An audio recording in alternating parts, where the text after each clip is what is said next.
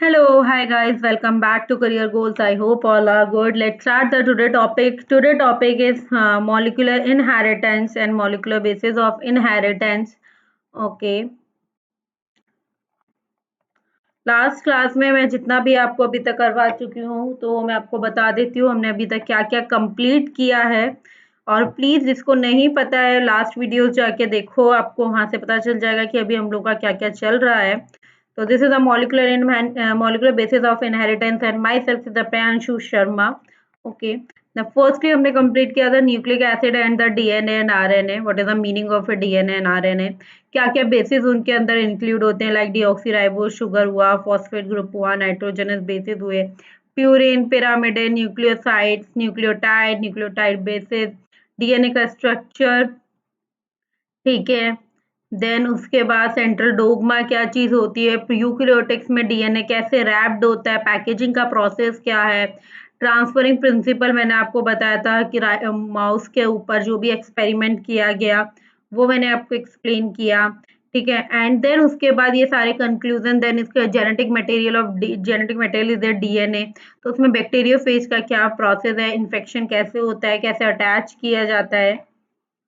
ठीक है, ये protein coat of phages are the radioactive labelled होते हैं। ओके, देन फेज इन्फेक्ट होता है बैक्टीरिया में, जेनेटिक मटेरियल कोई रेडियो एक्टिव एंटर नहीं करता सेल में। ये सारी चीजें उनको ऑब्जर्वेशन क्राइटेरिया जेनेटिक मटेरियल का, रेप्लिकेशन ऑफ डीएनए क्या चीजें होती है, semi conservative material,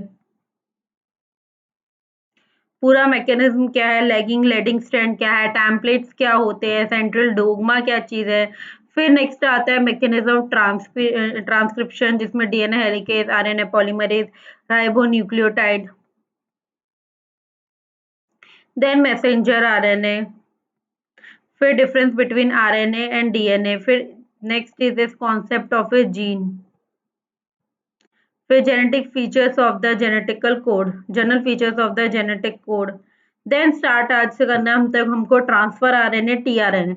transfer RNA और टीआरएनए के नाम से ही आप एक बार समझ सकते हैं कि वो चीज जिसको हमें एक जगह से दूसरी जगह जो है शिफ्ट करना हो, ट्रांसफर करना हो। Guys just wait.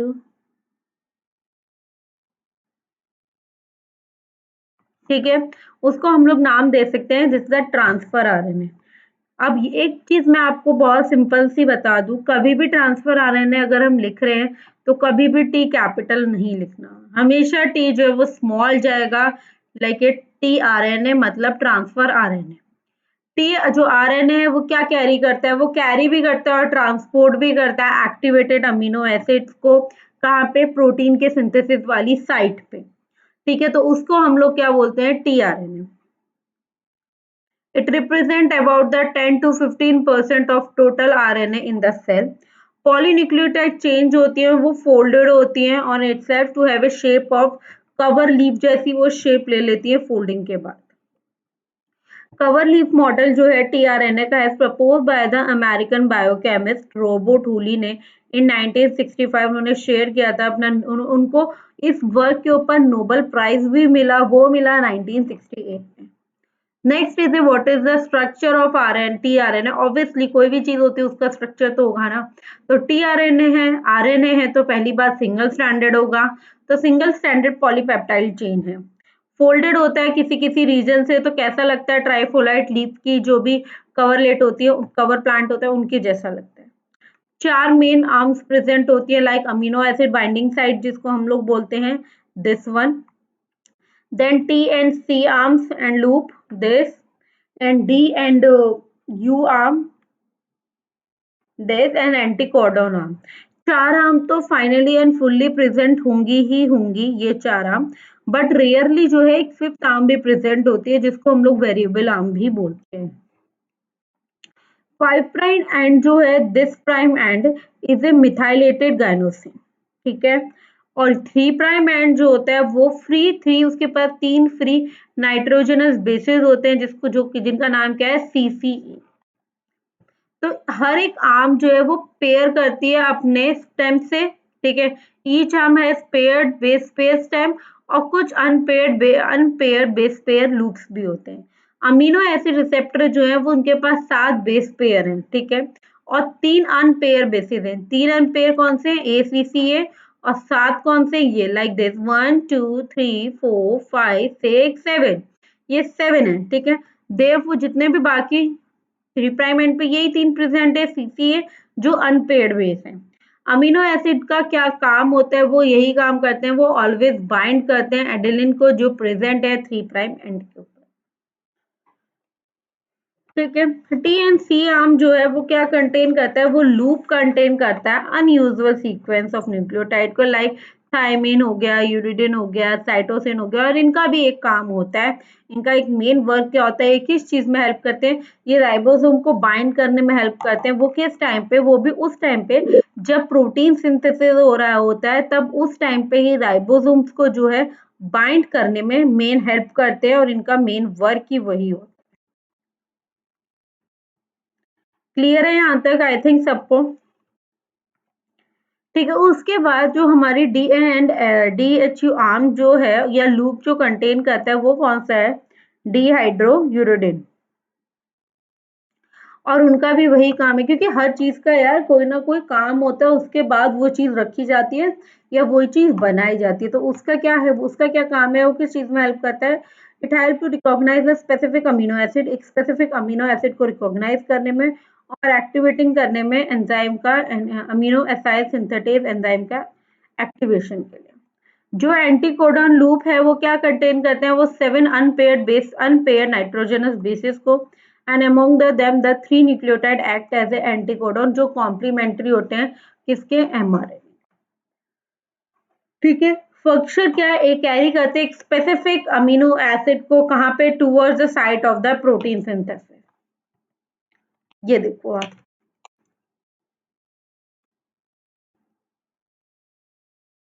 मैंने आपको बताया था कि वैसे इसमें 4 आर्म प्रेजेंट होती हैं, बट कभी कभार एक एक्स्ट्रा आर्म आ जाती है, रेयरली एक 5th आर्म भी प्रेजेंट होती है, जिसको हम लोग वेरिएबल आर्म होते हैं। सॉरी मैंने उस टाइम नहीं बताया कौन सी होती है, दिस वन,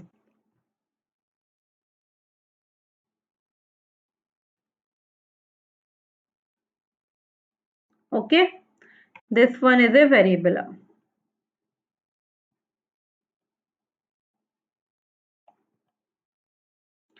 इसी तरह जैसे टीआरएनए था, इसी तरह राइबोसोमल आरएनए होता है।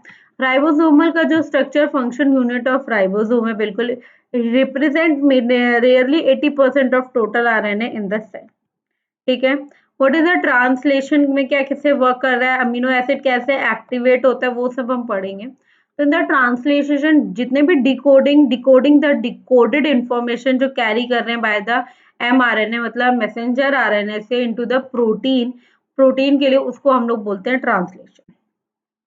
या दूसरी चीज क्या हो सकती है, जो भी पॉलीपेप्टाइड चेन का सिंथेसिस हो रहा है कहाँ पे? mRNA स्ट्रैंड पे, किसकी हेल्प से? ट्रांसफर आरएनए की हेल्प से एंड राइबोसोम्स की हेल्प से, उसको हम लोग वो क्या बोलते हैं? ट्रांसलेशन। ट्रांसलेशन कहाँ होता है? ट्रांसलेशन साइटोप्लाज्म में होता है। The required component of translation क्या क्या चीजें होती है रिक्वायरमेंट में? mRNA, tRNA, ribosomes, amino acid, amino acid synthetase, peptidase synthetase, ATP, GTP and Mg+2, ठीक है। ये सारे कंपोनेंट यूज होते हैं, इनकी रिक्वायरमेंट होती है at the time of translation.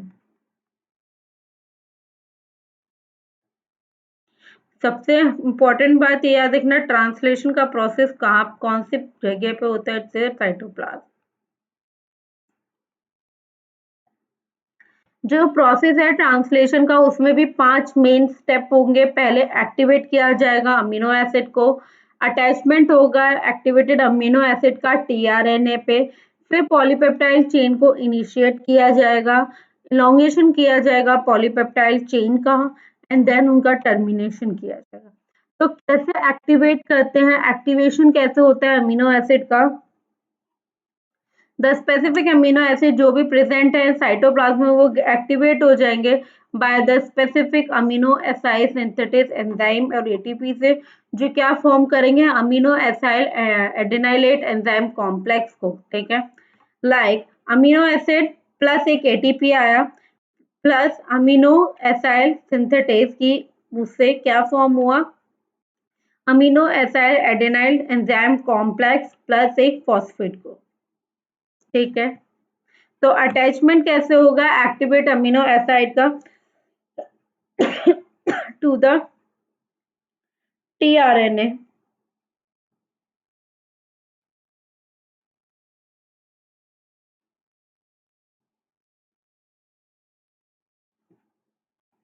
तो जो डीएचयू लूप है वो स्पेसिफिक टीआरएनए को रिकॉग्नाइज करेगा और वहां पे एक्टिवेट करेगा अमीनो एसिड को अकॉर्डिंग टू इट्स एंटीकोडोन।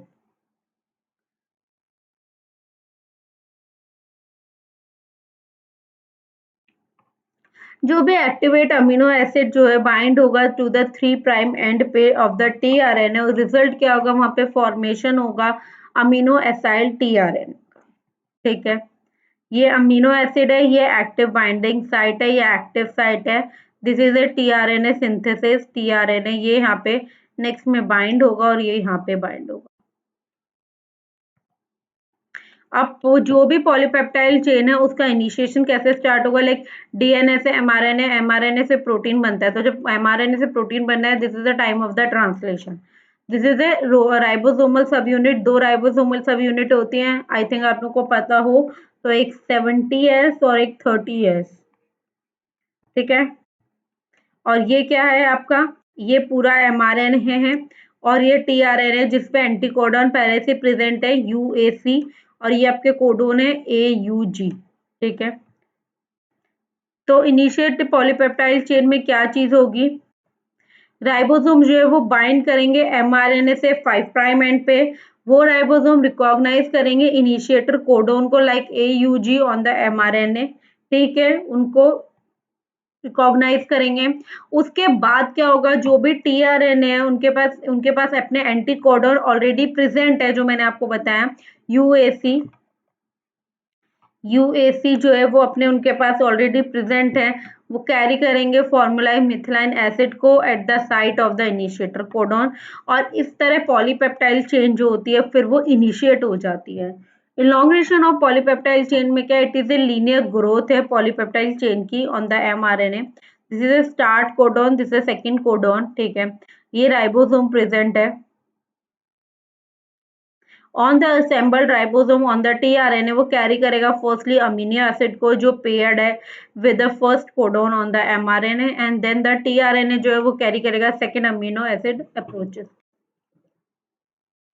तो जो भी चार्ज टीआरएनए होता है वो क्या कैरी करेगा, ऑब्वियसली वो एक स्पेसिफिक अमीनो एसिड को कैरी करके और उसको एंटर कर देगा राइबोसोम में।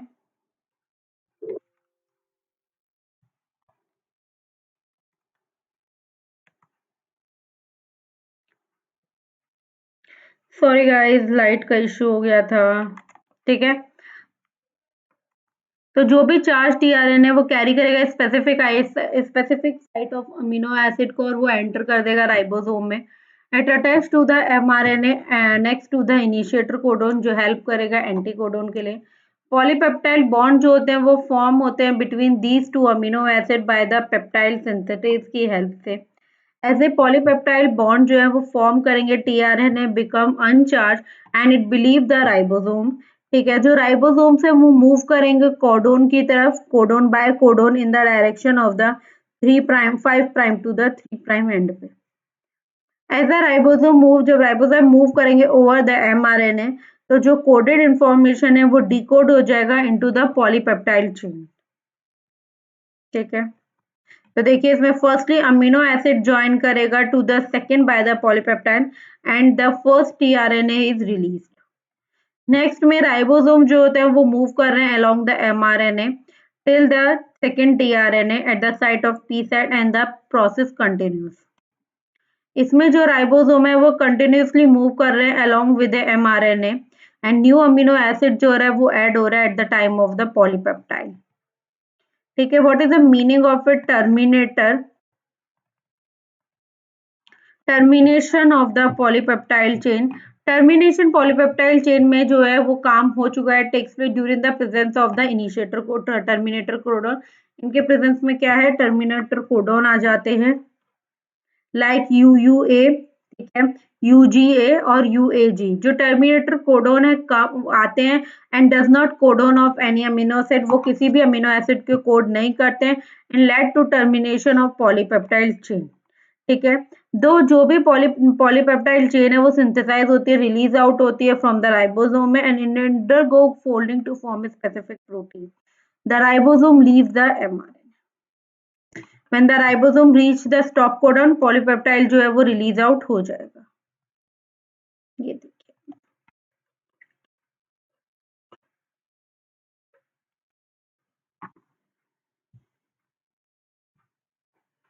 ठीक है। देन स्टार्ट करते हैं लैक ऑपेरॉन का concept and then the gene expression lac operon, ठीक है। ये सब चीजें क्या होती हैं, तो लैक ऑपेरॉन जो है वो कॉन्सेप्ट आया था, फर्स्टली प्रपोज किया था एक फ्रेंच के साइंटिस्ट ने, ठीक है। उन्होंने क्या बताया था, उनके साइंटिस्ट का नेम क्या है, जो जैकॉब उनका मेन साइंटिस्ट नेम था। Experimentally they demonstrate the regulation of the gene in E coli, ठीक है। उनका मेन उन्होंने किस में किया, इकोलाई में उनका उन्होंने वर्क किया था, ठीक है।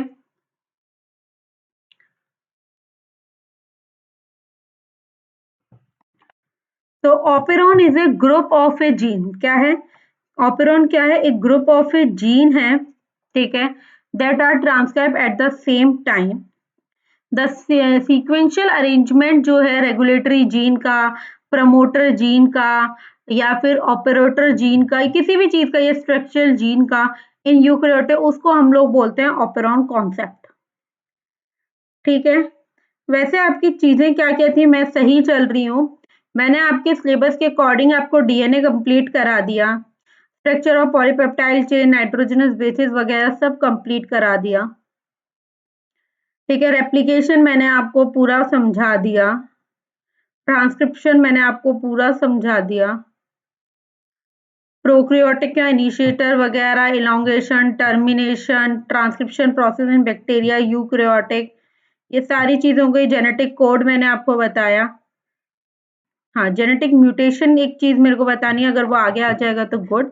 देन उसके बाद ट्रांसलेशन मैंने आपको एक्सप्लेन कर दिया, टीआरएनए, एमआरएनए वगैरह हर चीज। सेंट्रल डोगमा मैंने आपको समझा दिया। आज हमारा चल रहा है लैक एपेरॉन, और मैं कोशिश करूंगी कि मैं लैक एपेरॉन के बाद ह्यूमन प्रोजेक्ट और डीएनए फिंगरप्रिंटिंग करवा के कंप्लीट करूँ, ठीक है।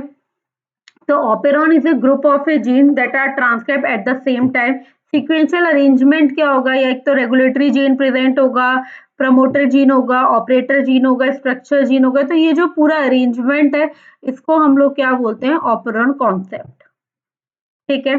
लैक ऑपेरॉन जो है consist of the three structure mainly उसके अंदर होते हैं which involve in the processing of sugar lactose. One of them is the gene for the enzyme beta galactosidase, और वो एंजाइम का क्या काम है, वो हाइड्रोलाइज करता है लैक्टोज को into the glucose and a galactose, ठीक है। कल्चर सिचुएशन क्या होगी इकोलाई की, जो भी कोई ग्लूकोज प्रेजेंट है, ठीक है, and lactose is absent, E coli में does not produce a beta galactosidase. अगर ग्लूकोज प्रेजेंट है और लैक्टोज प्रेजेंट नहीं है, लैक्टोज एब्सेंट है, तो इस टाइम पे जो है वो इकोलाई जो है वो बिल्कुल भी प्रोड्यूस नहीं करेगी बीटा ग्लैक्टोसाइड को, ठीक है। अगर ग्लूकोज एब्सेंट है और लैक्टोज प्रेजेंट है, तो ऑब्वियसली इकोलाई जो है वो प्रोड्यूस करेगी बीटा ग्लैक्टोसाइड, ठीक है।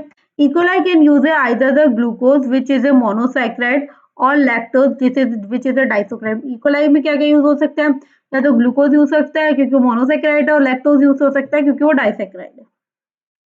लैक्टोज को नीड होती है हाइड्रोलाइज्ड होने की, फर्स्टली डाइजेस्ट होने की into the glucose and a galactose. Promoter gene क्या, it is the site for the attachment of RNA पॉलीसेकेंड, एंड वो प्रमोट करते हैं स्ट्रक्चरल जीन को to transcribe to the operator gene. Operator gene, it is a operate and control the expression of the control gene.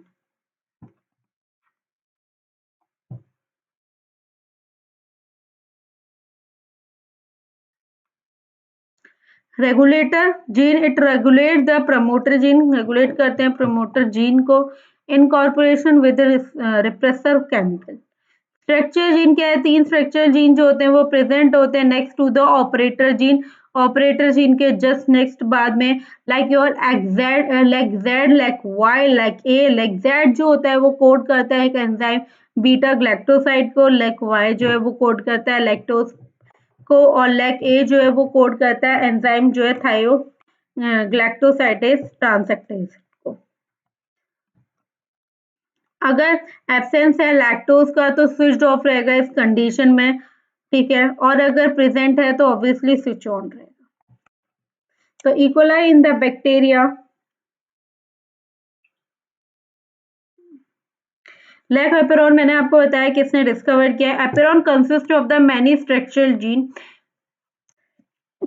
Sorry, gene regulator by the common promoters and the controller genes. तो regulatory genes क्या होते हैं, जो inhibitory jeans भी बोलते हैं, और जो कोड करते हैं रिप्रेसर ऑफ द लैक ऑपरेरॉन को। स्ट्रक्चरल जीन मैंने आपको बताया ZYA, लैक ZYA जो है this is are the structural gene, ठीक है। तो रिप्रेसर जो है वो सिंथेसाइज करता है कंटिन्यूसली फ्रॉम द जीन को और बाइंड कर देता है ऑपरेटर से ले जाके, ठीक है, एंड प्रिवेंट करता है आरएनए पॉलीमरेज को फ्रॉम द ट्रांसक्रिप्शन, ठीक है। Lactose is a substrate, lactose एक सबस्ट्रेट है लाइक ए बीटा ग्लैक्टोसाइड, वो ऑल्सो वो रेगुलेट करता है जीन एक्सप्रेशन को, और वो किसकी तरह हेल्प करता है, वो एक इंड्यूसर की तरह हेल्प करता है, ठीक है।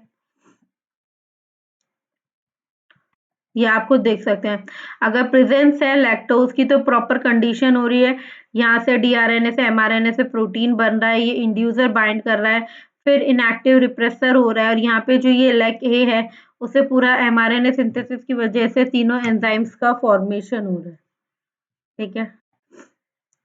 जब लैक्टोज और एल्लोलैक्टोज जो है वो प्रेजेंट होते हैं, वो बाइंड करते हैं रिप्रेसर से और इनएक्टिवेट हो जाते हैं, इनएक्टिवेटिंग एंड अलाउइंग द, उनको अलाउ करते हैं कि वो आरएनए पॉलीमरेज जो है वो एक्सेस करें टू द प्रमोटर जीन और इनिशिएट करें ट्रांसक्रिप्शन को।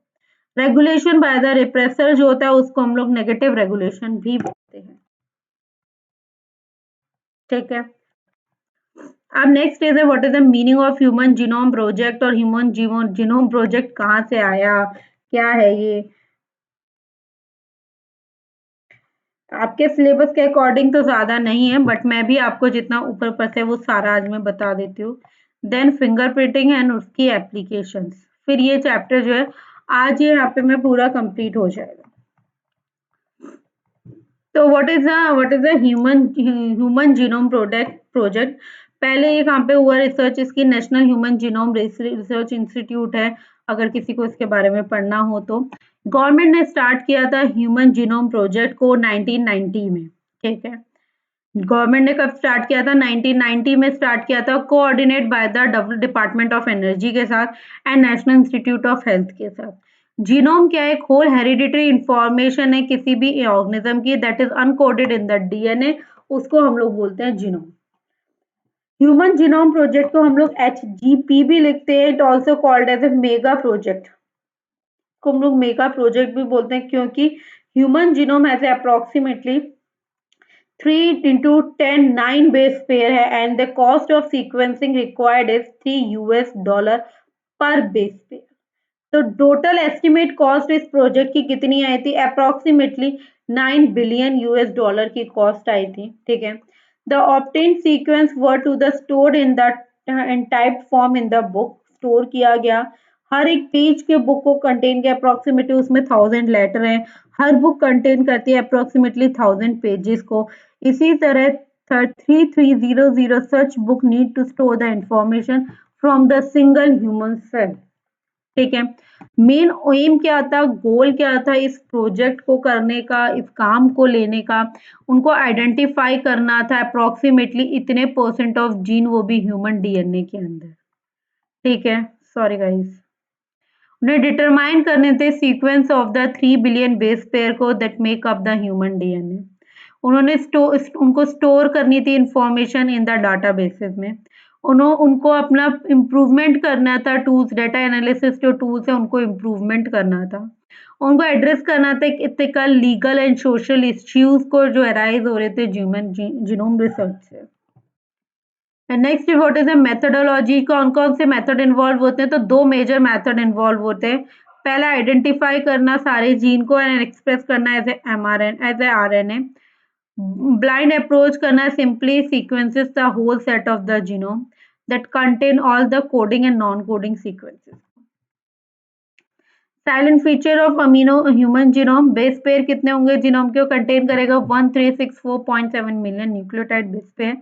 एवरेज जीन जो है वो 3000 बेसिस के होंगे, ठीक है। The greatest no human gene जो है वो क्या करेंगे, उनके पास कितना होगा 2.4 billion basis. Total number of gene जो एस्टिमेट किए जाते हैं वो 30,000 है and it is lower than the previous estimated. Previous कितना था 80,000 और 1,40,000, ठीक है। ऑलमोस्ट 99.9% न्यूक्लियोटाइड बेसिस जो है वो एग्जैक्टली सेम है सारे प्यूपल्स में। फंक्शंस जो है वो अननोन होते हैं for all over the 50% of discovered gene. Less than 2% genome code किए जाते हैं फॉर द प्रोटीन। ये 246 मिलियन बेस पेयर है। अगर किसी को बहुत ज्यादा इंटरेस्ट हो तो जूम करके पढ़ लेना। ये 50 मिलियन बेस पेयर है। Repeated sequence make up the large portion of the human genome. Obviously chromosome एक जो है वो ऑलमोस्टली 2968 जीन्स कंटेन करता है एंड वाई जो है उसके अंदर 231 प्रेजेंट होते हैं।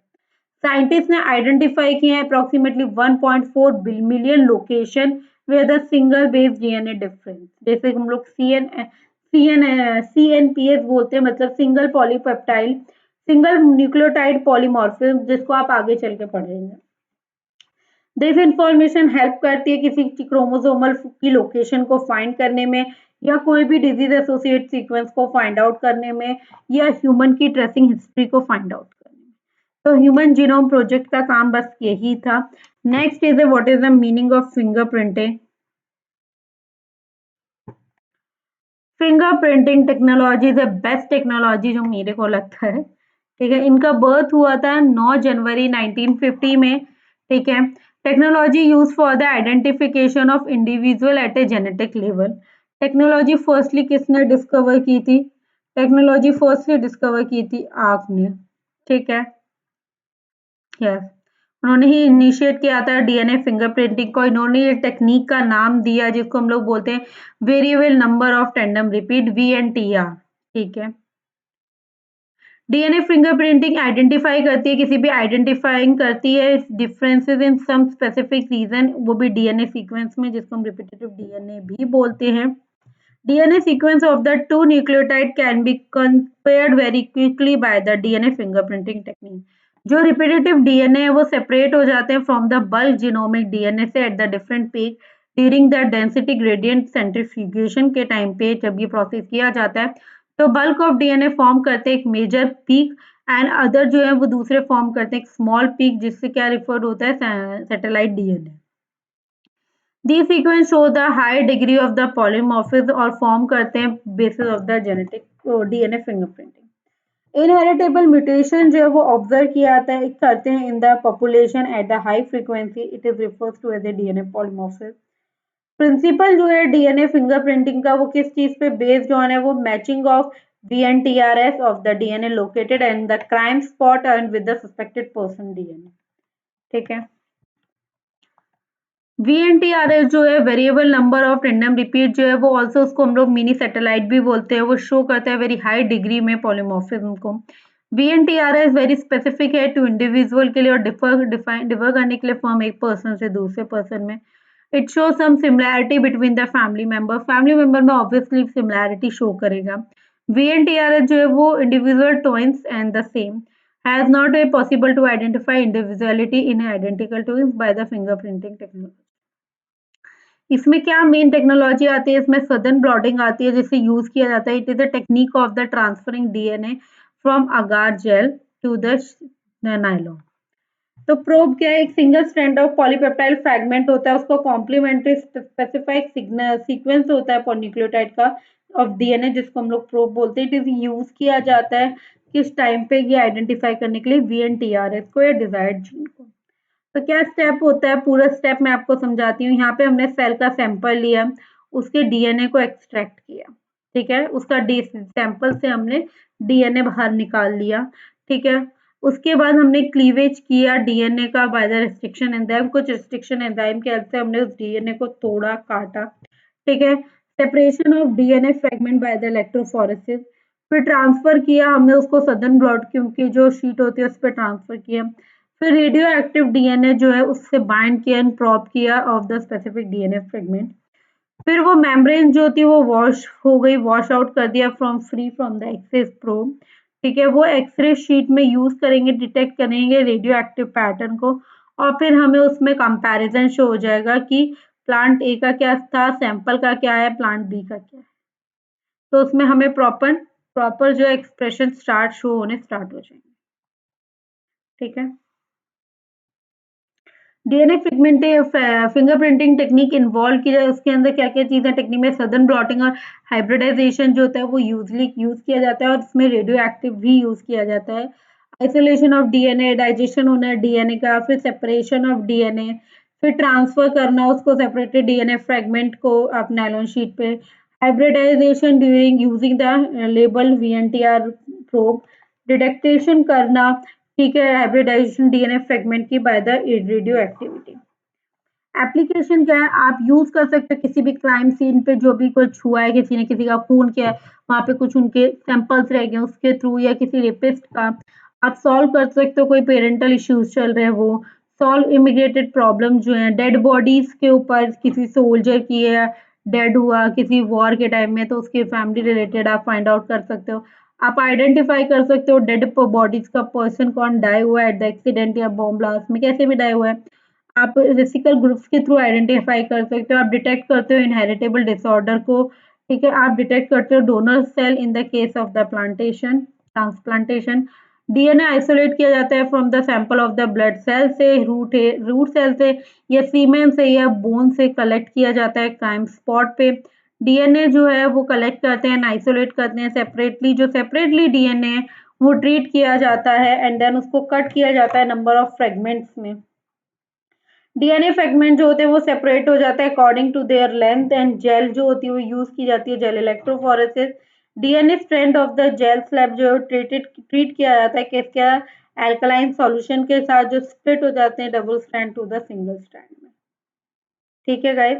तो यही सारी चीजें नायलॉन शीट के यूज किया है, क्योंकि वो एक्सरे फोटोग्राफी है जो बैंड क्रिएट करती है, उसके ऊपर बैंड प्रेजेंट हो जाते हैं जिसमें हमें इजी रहता है विजिबल करना। सिंगल स्ट्रैंड डीएनए जो है वो ट्रांसफर हो जाते हैं नायलॉन पे using the southern blotting technology. तो गाइज आज ये आपका जो चैप्टर है मॉलिक्यूलर बेसिस ऑफ इनहेरिटेंस वो 3 पार्ट्स में जाएगा, 3 पार्ट में जाके वो कंप्लीट हुआ है।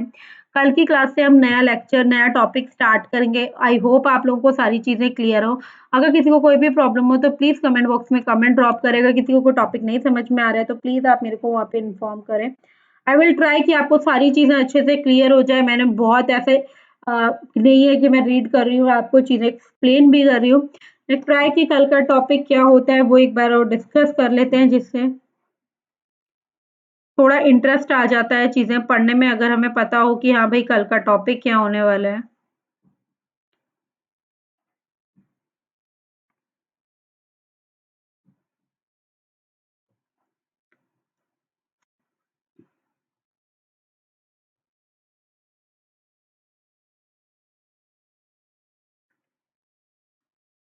हमने sexual reproduction in flowering plant complete कर दिया, human reproduction reproductive health complete कर दिया। हमने molecular basis of inheritance complete कर लिया, बट हमने principle of inheritance and variation complete नहीं किया, जिसके अंदर Mendel's law and codominance I think हमने कर लिया है, बट मैं देखती हूँ। अगर हमने ये नहीं किया होगा तो हम ह्यूमन हेल्थ एंड डिजीज पढ़ेंगे। आई थिंक हमने नहीं किया है principle of variation and the principle inheritance and the variation, तो होप सो कल हम वही स्टार्ट करेंगे और वही कंप्लीट करेंगे। Okay guys, thank you so much for watching these videos and this lecture. I hope all are good. Please videos को like करें, share करें, चैनल को जितना हो सके सब्सक्राइब करें। I hope all are good. Take care, bye and please पढ़ाई करें. Thank you so much student for watching these videos.